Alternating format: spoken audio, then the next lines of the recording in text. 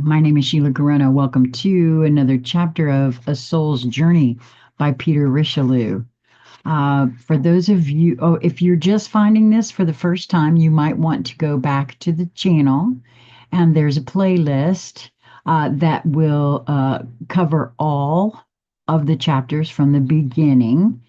And for those of you who are following along with me, we're in chapter 8.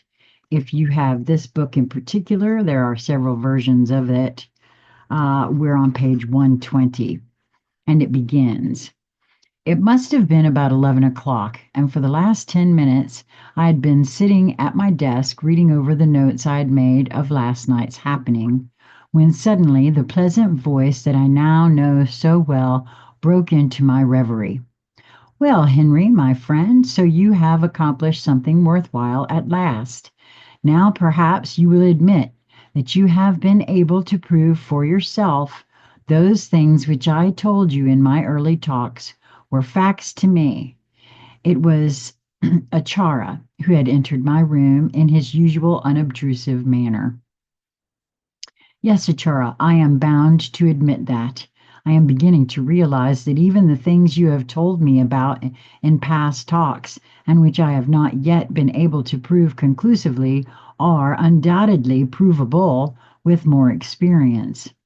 I suppose you are well aware of what happened last night, and it is not necessary for me to hand you my report, but I would like you to read it so that you may check up and see if I have forgotten anything of importance. Achara replied that he was only too willing to read my report and that he wished to see the record of the second astral journey which we took together. He added he would talk about them for a little while before passing on to more tuition. After finishing these records, his face showed his appreciation of my efforts. He was obviously extremely pleased that I had been able to put into actual practice some of the tuition he had so patiently given me during the past week or two. I told him how much I was in debt for his unselfish and much needed help, but he assured me that I need not feel in any way indebted to him, for cases like mine were his particular job in life, and that he was well rewarded if those he taught benefited from that teaching in a real and practical way. He then started to comment on the past 2 nights, and I listened most attentively. This is what he said. I must first explain why I took you to the third sphere of the astral world via London. As you know, this is quite unnecessary. My reason for it was to make you realize that any town in the world which you might go to in your astral body looks the same as the physical town you are familiar with, though what you see is not physical, but the astral counterpart of the physical places as they exist on the first sphere of the astral world. In future, it will be better to start your journeying from Colombo. You will find it just as easy to get up to spheres higher than the third, which is where you made contact with Daphne, as the same machinery operates. But to do this, it is necessary to have a particular place on each sphere which you visualize in thought, and to which your astral body will be transported in the course of a few seconds' time, as you know it here. I expected that you might possibly become a little afraid when your surroundings became blurred and you felt a sense of movement. I must congratulate you on not having experienced an initial failure, which I have noticed sometimes happens to my pupils. They become frightened and almost simultaneously awaken in their physical bodies, with beating hearts produced by their fear. Actually, you have experienced this, for last night you returned to your physical body for a time without having any intention of doing so, when your excitement got the better of you, whilst making your attempt to reach Daphne without any assistance from me. It is unnecessary for me to say anything much concerning the second sphere of the astral world, for much, for it is very like the first, only less crowded and less noisy. In the two spheres nearest to the physical world, the permanent inhabitants live more or less the type of life that has always appealed to them in the physical world. In most cases, such people do remain there for the whole of their astral existence. There are exceptions who are so attached to the material existence that they have no desire to progress to the higher spheres of the astral world, but they are forced to do so after a period that might run into 2 or even 300 years, at which time the ego urges the vehicle he is occupying to pass through the second death to the mental world. This method of progress is not the usual one, and it would not be yours when the time comes for you to pass into the astral world. You have already realized, from seeing the activities of but a few people who live on the third sphere, that the life there would appeal to you considerably more than a round of visits to restaurants, theaters, or cinemas.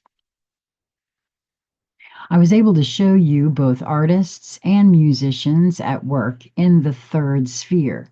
But you must realize that this sphere is not limited to artists or musicians, and it would have been quite as easy for me to show you great engineers, craftsmen devoted to some particular trade.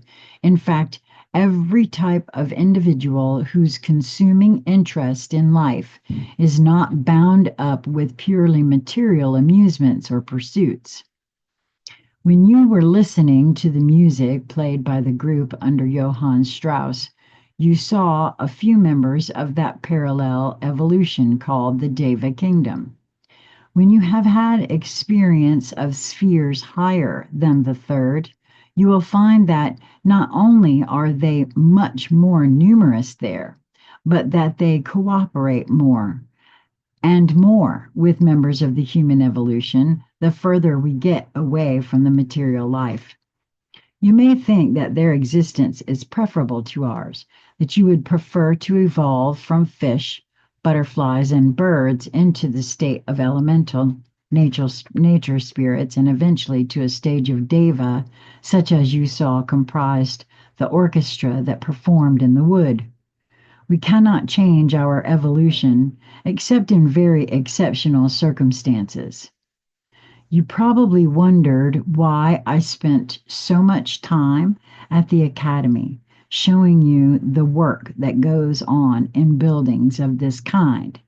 I did so for two reasons. The first reason was that you should realize that this was but one of the many schools which exist in the astral world where people can get tuition in the particular art in which they are interested, tuition which enables them to be born in their next life with a desire to continue to study along these lines, so that a few of them at least can become great masters of their art and help the physical world to progress in both culture and learning. My second reason you must have guessed for yourself. I realized I did not finish my coffee before I started this, and it's going to get really cold if I don't. So please pardon me. Through your having such a clear picture of that academy in your mind after you had returned to your physical body in Colombo, you were able to get back to that spot quite easily and without any stupendous effort. From there, you were able to contact Daphne and continue your astral plane experiences. Do not forget this for the future. Pinpoint a certain building or view in your mind, and you can use that pinpointed picture as a thought form on which to concentrate when you desire to go to that particular sphere of consciousness. I hope that you have realized very pertinently pertinently, sorry, the necessity of knowing the way in which time affects your sojourn at the astral level. I went into detail over this important point so that you should understand how to investigate should the occasion arise. Our journey to the part of the astral world where the ceremony was being held requires no comment. You will remember that after we arrived there and seated ourselves on the roots of one of the trees at the edge of the open space, I warned you to be as quiet as possible. The reason was that although the members of the Deva kingdom do not really object to any human seeing them at their work, they do not like interruptions of any sort. You will have noticed the intensity of purpose that prevailed throughout the whole ceremony. The little men or gnomes who came out of the forest in the early stages and started the proceedings with their chanting and beating of drums are on a much lower level of evolution than both you and the members of the orchestra. One thing, though, must have been apparent, that all of them seemed to be concentrating with their whole strength on the work in hand.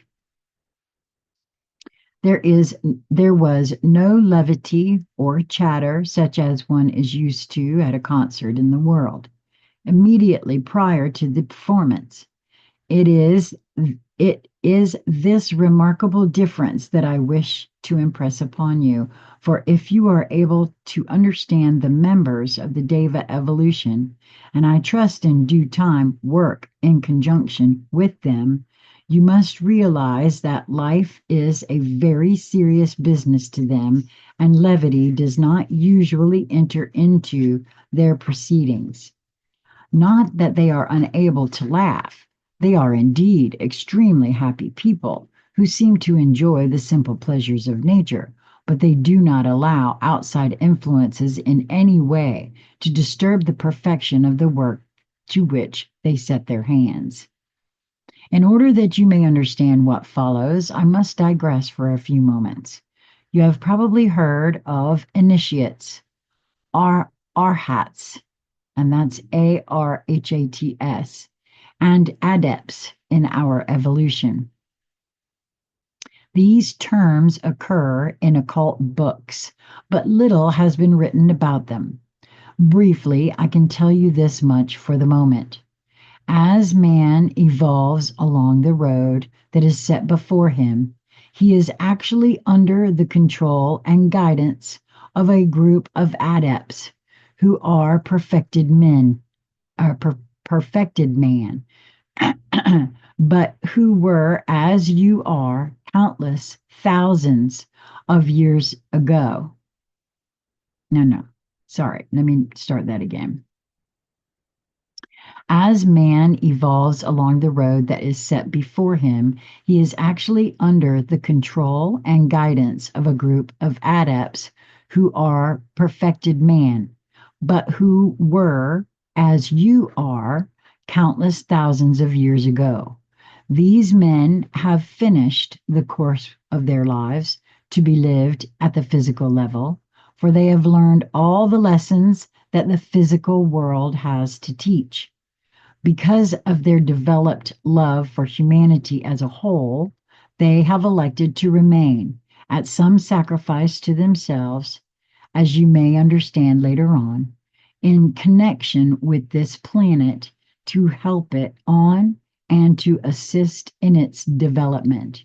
Personally, I feel this is referring to what the Joshua channelings would call the light workers, to perhaps complete also their journey to, or have completed, either way, their journey from ego-based consciousness to a heart-based consciousness. These adepts are sometimes referred to as masters because some of them take pupils, men living in the world and not yet perfect in any sense of the word, to help them with the work that has to be done. These pupils I often feel like I meet people that we have work to do. So isn't that interesting? That just got flashed in. Hmm. These pupils are given many opportunities of development which are not open to mankind in general, but you may be sure that they have earned these opportunities, and it is not in any way a question of favoritism that they have been picked out from the bulk of humanity for this special work. It is hard work and usually means that such men have to give up many of the things they would do in the world in order to devote themselves exclusively to learning how they can help humanity without receiving any material benefit in return for that work.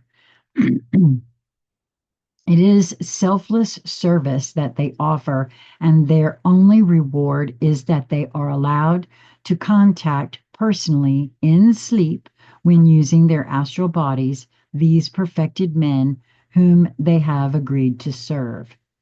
Such pupils, after many lives of work and special training, are prepared for initiation ceremonies.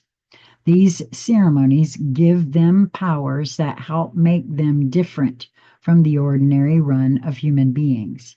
They teach a man how to read other men's minds, for by the time that such a man has developed to this state, he will never use that power for anything other than to help a fellow human being. He is taught how to have continuity of consciousness at all levels, as I am teaching you to have continuity of consciousness at the astral and physical levels only. That is something which is difficult for you to understand as yet. Such men can, if necessary, work what the world calls miracles, but this is never done except on the instructions of one of the adepts who help to govern the planet.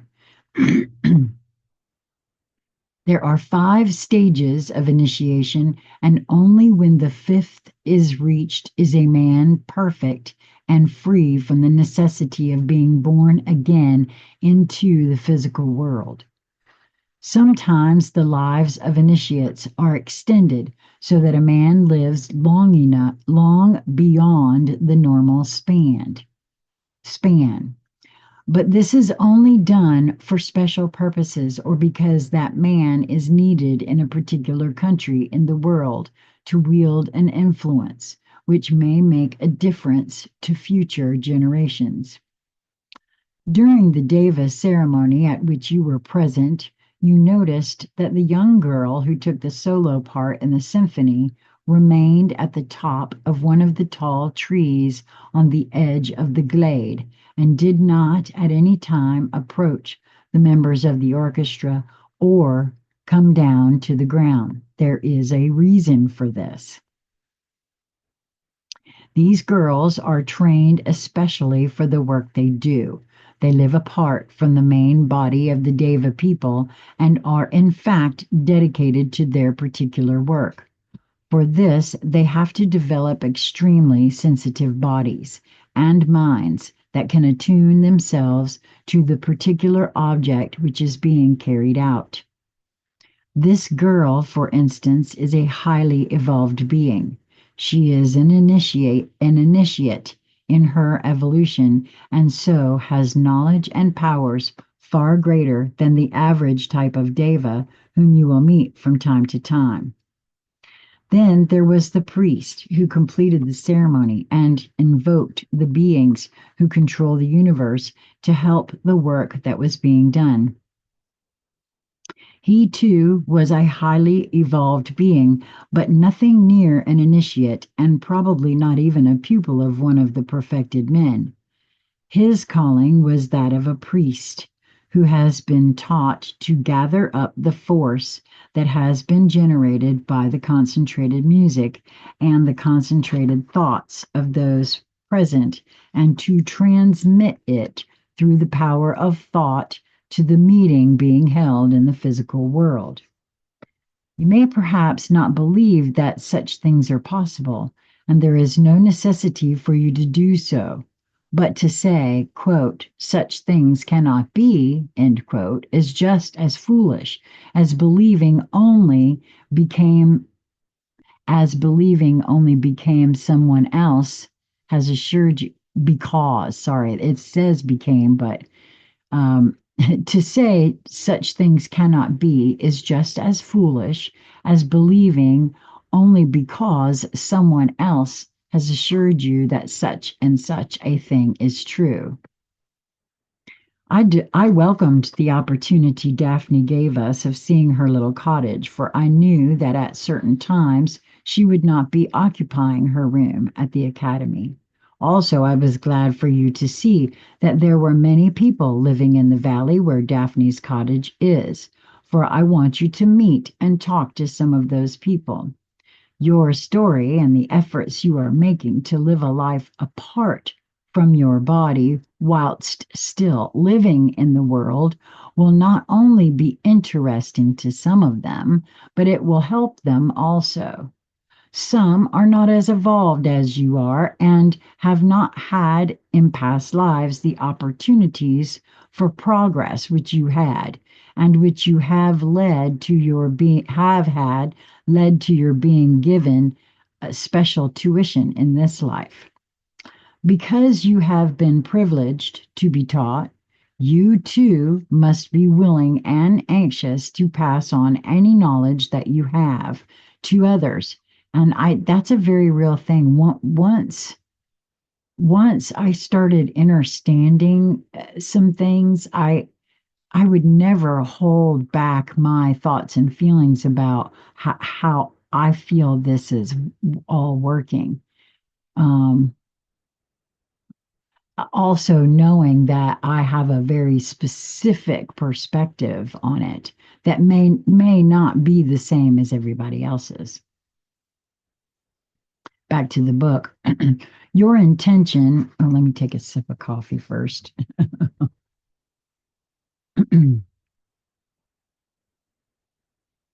Your intention of publishing the gist of my talks with you and your wanderings out of your body as a book is a good thing, but that will only help others who are still living in the world. What I tell you now and in future talks is not for your ears alone, but for the ears of anyone who is interested enough to want to understand. When you are told things that have to be kept secret, it is usually because the possession of such knowledge would enable men to do harm to others. If such knowledge were used for selfish purposes, but I can assure you that you are never left in doubt about such matters at the stage in development when that type of knowledge may be given to you. This brings me to the end of your record covering the second astral journey, and I must congratulate you on the details you were able to bring through. Your determination to remember as the reason was the reason for your success, and if you will only realize that willpower is, to a great extent, the open sesame to most of your difficulties, you will continue to have success in the future. And the only important detail that you did not seem to remember, and which you probably did not realize at the time, was that during the ceremony in the open glade, there were several hundred members of the Deva kingdom floating gently, more or less, hovering, immediately above the open clearing, and perhaps some 15 to 20 feet above the tops of the trees surrounding the glade. They were not merely spectators or a congregation such as we see in a big church in the world, but they were most certainly active participants in the ceremony, through whose efforts mainly the necessary force of which I have spoken was generated. It would have been interesting if you had seen them, for you would have noticed that at the end of the invocation made by the bearded priest, they seemed to gather up the force for good that had been generated and immediately afterwards moved off in a compact body, presumably to ensure its achieving the desired results. Do not let this lapse on your part worry you in the least, for I can assure you that you have done very well indeed. The urge you felt to try things out for yourself the following night was quite a natural one, and whenever similar urges impress you in the future, always act upon them immediately. I feel like that's true too. If it's an urge, if it's a nudge, do it. No matter what it is, you may not understand it. It may seem counterintuitive to you, but for myself, I have always found that there is something valuable for me in that nudge or in that urge to do something. The urge comes from the ego, which is you, and the ego is only too willing for you to progress in knowledge of this kind. And here I kind of feel as though the word ego is not being used the same as we would use it. When I use the word ego, I am referring to my little wounded personality self, that which has been programmed and conditioned over all the years in this particular vessel. Here, I feel as though it is being used in conjunction with the term perhaps soul, which is also a part of the wounded inner child and personality, but at a higher level. The higher self is what I guess I'm feel that this is referring to. Activities on, back to the book, activities on the higher, no, I'm going to start that again. The urge comes from the ego, which is you, and the ego is only too willing for you to progress in knowledge of this kind. Activities on higher levels than the physical are much more interesting to an ego than the artificial amusements and the normal routine activities that we have to go through in the physical world. The ego, of course, realizes that our physical plane lives are necessary for his progress in evolution, but the goal of this ambition is always the same: for man to emancipate himself and to learn as quickly as possible the lessons that our countless lives are meant to teach us. By doing so, he will all the sooner be free from the necessity of being reborn again and be able to take up a different and much more interesting existence, such as is only possible for someone who has learned all the lessons that have to be learned through the medium of physical existence. You can see for yourself how much easier it is for me to explain things now, as you have a fairly good idea of the life that people live on the first, second, and third spheres of the world next to this. The third sphere, as you have seen, provides most of the schools for training students in the different arts, and very soon I shall show you the fourth sphere, which is really a continuation of the third. The first and second spheres form one stage. The third and fourth, the second stage. The fifth and sixth, the third stage. And the seventh sphere is the frontier between the astral and the mental worlds. On the fourth sphere, we find many musicians and artists who work alone and do not wish to teach, or perhaps have finished teaching for the time being. We find doctors doing research work. A number of new remedies to fight sickness and disease are discovered at the astral level. Many groups of research students get together and exchange ideas, although they do not have any physical guinea pigs to work upon. Their theories are in due time perfected and impregnated upon the minds and brain cells of doctors doing similar work in the physical world. If you were to ask any medical man engaged in research in this world whether he had at any time awakened in the morning with the germ of an idea which possibly would take him months to perfect and put into practice, but which eventually became one of the new advances in medical science, he would probably admit that such was the case. There are buildings, both large and small, which seem to be what we would describe as mental hospitals.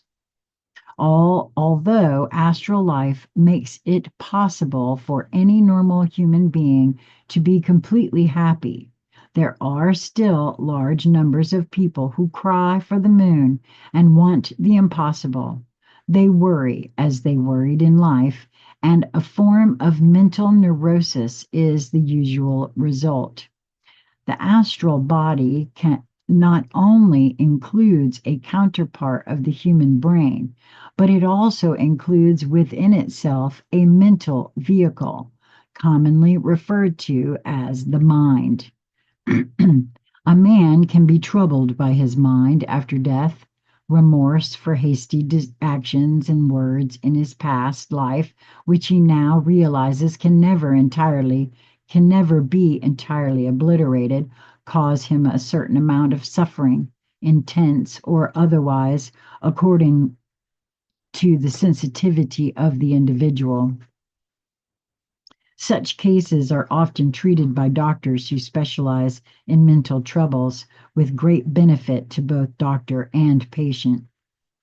On the fifth and sixth spheres, you will find still more research workers, such as psychoanalysts and brain, heart, and other specialists. It is quite usual for doctors and specialists in different branches of science to live many consecutive lives in which they carry on with the same type of work. You can imagine how invaluable it is to such men to meet their confreres at the astral level, where all knowledge is pooled in the interests of humanity. There are groups of philosophers who wish to help the world in their particular way. They feel that if the trend of thought in the world were changed to more progressive lines than wars and national domination, life would be considerably more comfortable and more desirable. There are mystics who believe that mankind can best be helped by meditation along such lines as, quote, unity of life. There are other deeply religious beings who feel that men can advance only if he is attached to some religious belief or dogma. Such men endeavor to produce a perfect religion by taking points of doctrine from all the great religions of the past and present and blending them into a new philosophy. The Devas concern themselves deeply with all this work, as you will see for yourself in due time. On these levels, world economic problems are discussed and worked upon for months and years. When certain conclusions are arrived at by these specialists, remedies are tried out by means of impressing these conclusions upon the minds of human beings living in the world who are in positions where their advice will be acted upon by nations or powerful groups of reformers. For mankind must be helped when crises in the world are too great and too serious for them to solve by their own endeavors. In periods of crisis, great world leaders seem to stand on a pinnacle and shine. Often a man who previously was but a humble politician or leader of a party arises and becomes a prominent figure in world politics wisdom and leadership far above what would normally be expected of him as is the result which we can all observe. When the crisis is over and his great work is finished, such a man seems to go back into his former obscurity. Such men are chosen and they are helped by one or other of the great beings who brood over this universe for the benefit of mankind. Whilst the period of overshadowing lasts, they are indeed supermen. But when the crisis is over, this overshadowing has to be withdrawn, for each man has free will by right and may only be helped so far and no farther. On these levels, there are men who are interested in the growing shortage of food for a humanity that is increasing by millions each year. Devas help with their problems by suggesting new methods of cultivation. These suggestions are put into the minds of those living in the world who are responsible for such problems in their particular regions. In this way, new ideas and methods come to light and are gradually adopted by mankind. Oh, pardon me, I got something in my eye. I'm going to pause this for a moment and take care of this. So I didn't mark where I stopped. So if I'm repeating myself, I do apologize, but this is proof that I am not AI reading this, eh? So on these levels, there are men who are interested in the growing shortage of food for a humanity that is increasing by millions each year. Devas help with their problems by suggesting new methods of cultivation. These suggestions are put into the minds of those living in the world who are responsible for such problems in their particular regions. In this way, new ideas and methods come to light and are gradually adopted by mankind. You will be able to attend some of the conferences which take place in these spheres and prove for yourself that what I am telling you is indeed true. But it is not likely that you will be able to remain at such conferences until conclusions are reached, for they often go on for weeks or months, calculated by your idea of time, and naturally you will have to return to your body after a few hours away from it. Great progress is often made at such conferences, and suggestions are made to people living in the world, which enable humanity to advance in all its different ways. You probably have wondered why the world progresses much more quickly one century than another. It is not only that distances have been obliterated by air travel and such things as wireless, but simply because mankind in general is slowly but surely becoming more interested in solving existing problems. And by such solution, the masses benefit.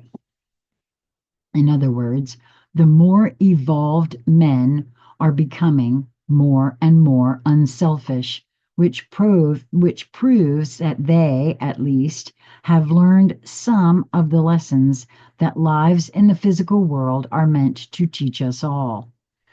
It is difficult to explain the work of the Deva kingdom, for the methods used are so very different from those to which you are accustomed.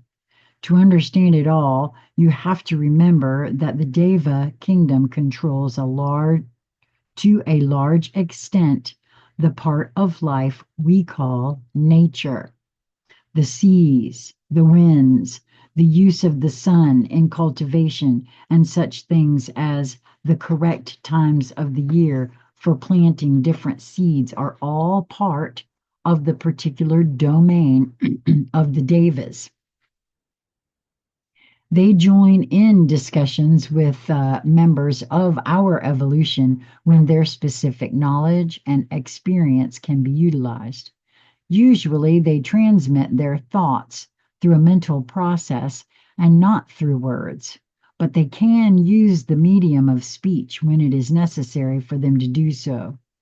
From time to time, you hear in the world of a tornado, a cyclone, or an earthquake that leaves in its wake much loss of human life, devastation, and thousands of homeless. You may have wondered why a beneficent providence would allow such things to happen. But have you looked for the possible reason of such tragedies? Is it not true that previous to such devastation, men and women have been living in those places under conditions which breed crime instead of progress? A tragedy such as I visualize could easily be the means of awakening a slothful government to its responsibilities, and often a rebuilding scheme is at once commenced so that those who remain alive may be housed under conditions considerably more favorable than before. The devas control these cyclones and earthquakes, and I know from personal experience that their pity for a humanity which through its blindness makes such disasters necessary is great indeed. They allocate large numbers of their people to meet those unfortunates who lose their lives through these disasters as they pass from the physical to the astral world, and do all in their power to minister to their fear and help them acclimate themselves to their new conditions. It is the same when world wars take place and innumerable souls are slung out of their bodies by modern weapons. There are insufficient astral helpers belonging to our evolution to deal with the rate of killing that accompanies an army advancing against heavy opposition. So members of the Deva kingdom take their places side by side with men to do what they can to help the many who are terrified at the moment of their passing. It is indeed true that there are times when men and angels or devas walk in unison, each serving God to the utmost of his being. I must tell you now a little I must now tell you a little about life as it is lived on the seventh and last sphere of the astral world. The first thing that will strike you when you visit that part is the complete absence of buildings of any sort. There are no signs of human habitation at all, but you will find that there are permanent residents living at this level, although they do everything in their power to discourage contact when other humans approach. Such men are of the opinion that their progress in evolution can only be accomplished by resorting to complete seclusion and a life of silence. In the physical world, there are holy men who live apart from humanity in out of the way places at the foot of or at the top of lonely mountains where humans seldom penetrate. These men spend their whole lives in meditation, fasting, and living what the world would describe as an ascetic life. Such men are the same after death, and in due time they make their way to the seventh sphere of the astral world and continue their lives of meditation there. You will find men who, during their earthly lives as monks or friars, members of brotherhoods which enjoined absolute silence as a life and a life apart from other normal human beings.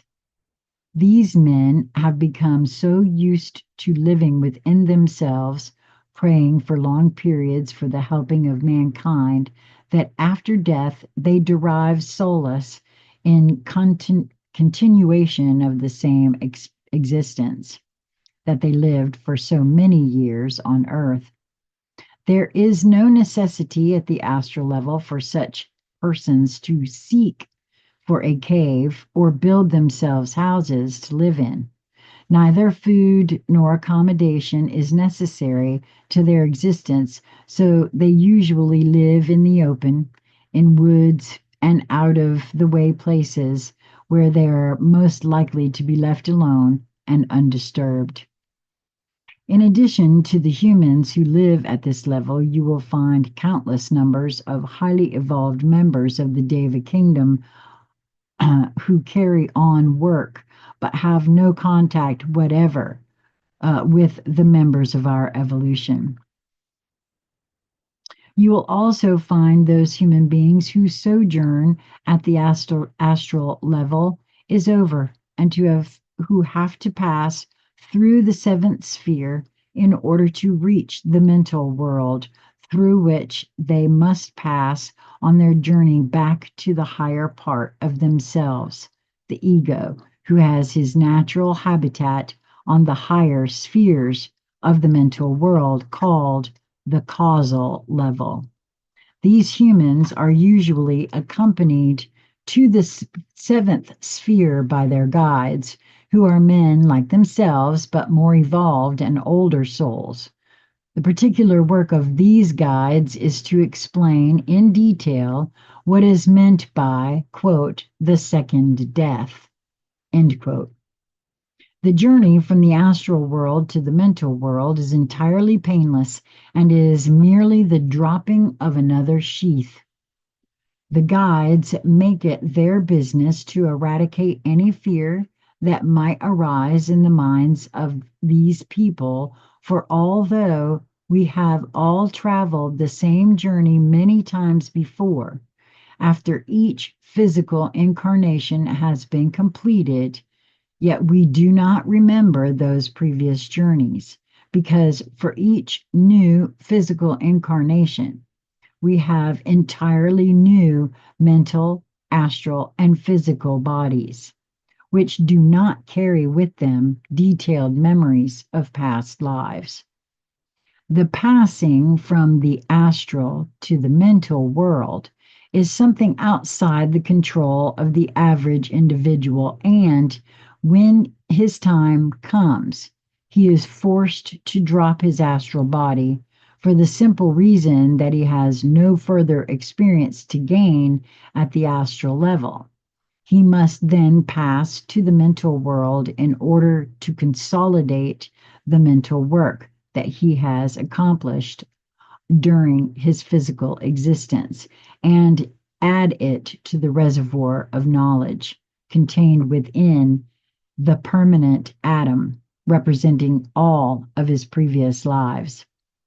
Having received all the necessary information that can be given to him on the subject of his passing, the man gradually falls asleep and awakes almost immediately in the mental world, having during that brief moment of sleep dropped his astral body forever. Friends meet him in the mental world in exactly the same way as friends met him when he passed from the physical to the astral world. He commences an entirely new type of life. In the case of the average man, this is usually much shorter than his life in the astral world, though the duration is longer for evolved men. The astral body, which has been left behind by the individual who has passed on, takes some little time to disintegrate and return to the main mass of astral matter. During the period of disintegration, the body retains a likeness to the individual who previously occupied it. You must understand that it is only a shell, yet owing to the fluidic nature of astral matter, it can move about and to an inexperienced person seems to retain a semblance of life. I have seen people who have visited this seventh sphere during their physical plane existence, nonplussed at finding that they are unable to get into conversation with some of these shells, which they find floating about. Have a sip of coffee here. Icy cold, but still delicious. A shell is not a corpse in the sense that the physical body after death is a corpse, because although it has no connection whatsoever with the real man, the ego who has dropped it, yet it still contains a little life. Indeed, until the disintegration is complete, the shell must think of itself as a man, for it is a fragment, a shadow of the man who is gone. At spiritualistic seances, we sometimes see manifestations of various sorts when, instead of the sitters getting into touch with the man himself, they only contact the shell. This can happen when the man has been dead a long time.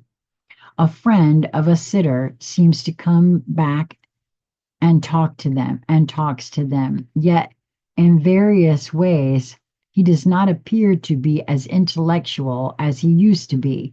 He seems to have deteriorated. That is impossible. A man does not deteriorate. He progresses on the other side of death. So whenever one comes into contact with such a case, one may be sure that it is not the real man at all, but only his fragment, this shell he has left behind. Although a shell is inanimate, it is quite possible for other creatures to enter it and take it on as a temporary body and play the part of the original man. This is often done by astral beings who enjoy playing practical jokes, and by playful nature spirit who may take hold of one of these shells, put it on as one would an overcoat, and masquerade in it.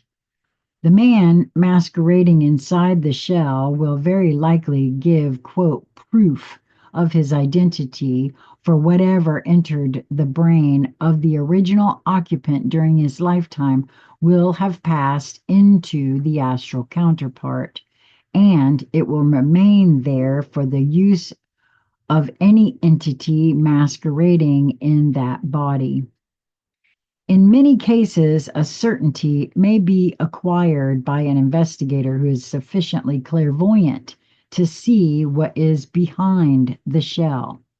But whoever is investigating needs to take great care, for even the shell from which the fragment of the man has disappeared can be galvanized into activity within the aura of a medium. You may come into contact with shells sometime in the future. One thing you can be quite sure about is that they are in no way dangerous and can do you no harm. This concludes my talk for today.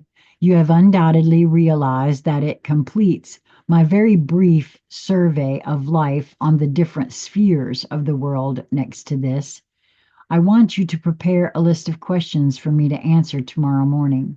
After that, when you have had several days of experimenting on your own, I shall visit you again and tell you something about life as it is lived in the mental world. I shall not be able to give you as much detail of this world as I have been able to give you about the astral world, because it is much more difficult to provide analogies of what takes place in the mental world and compare them with similar things that take place in the physical world. Life there is so very different from here, for everything has to do with thought. Here you have tables and chairs and buildings.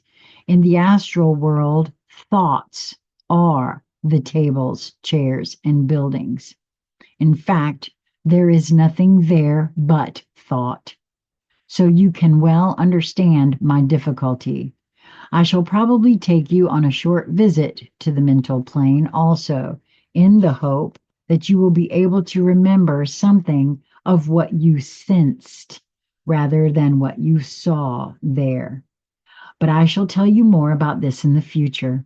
I shall come again tomorrow at the usual time when I hope your list of questions will be ready. Well, that concludes chapter 8, and I will be right back with chapter 9. I hope that you will move in each moment towards that which brings you joy. And until we meet again, be well, my friends.